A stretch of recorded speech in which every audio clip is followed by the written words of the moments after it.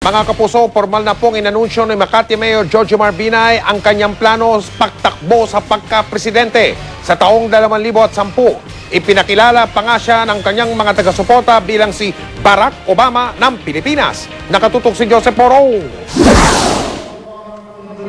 Dagsa ang mga taga-suporta ni Makati Mayor Jojo Marbinay, ang ilan may mga banner na Binay for President.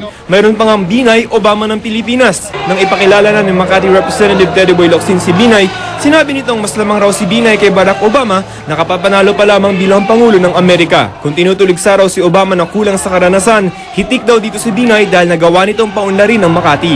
Barack Obama, welcome to you as the President of Chicago.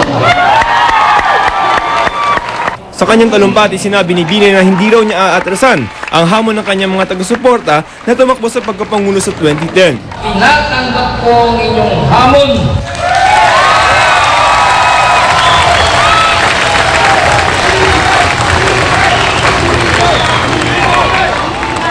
Ayaw naman magbigay ng pahayag ng palasyo sa anunsyo ng pagkandidato ni Binay. Masyado parang maaga para sa politika. Hindi naman matiyak ni Binay kung magiging standard bearer siya ng United Opposition. Alam naman daw ni dating Pangulong Joseph Estrada ang kanyang pag-anunsyo ngayong araw. Susunod daw siya sa anumang magiging desisyon ng United Opposition. I cannot run without President Errol's blessing.